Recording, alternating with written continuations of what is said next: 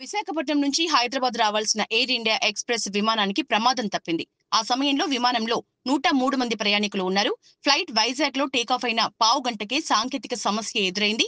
కొంత దూరం వెళ్ళాక విమానం రెక్కల్లో పక్షి ఇరుక్కుందని సిబ్బంది గమనించారు. టేకాఫ్ తీసుకున్న 15 నిమిషాలకే టెక్నికల్ సమస్య వచ్చినట్లు ఫ్లైట్ సిబ్బంది చెప్పారని ప్రయాణికులు తెలిపారు. తప్పనిసరి పరిస్థితుల్లో ఫ్లైట్ ని ల్యాండింగ్ చేయాల్సొచ్చింది. అయితే వైజాగ్‌లో ల్యాండింగ్ టైంలోనూ సాంకేతిక ఇబ్బంది ఎదురైంది. విమానాన్ని కొద్దిసేపు గాల్లోనే చక్కర్లు కొట్టింది.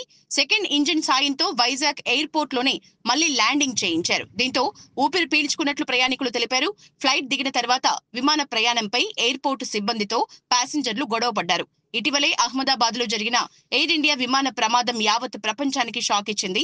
వైజాగ్ లో ఎయిర్ ఇండియా ఫ్లైట్ తమకు చుక్కలు చూపించిందని, తీవ్రంగా ఇబ్బందులు పడ్డామని ప్రయాణికులు తెలిపారు.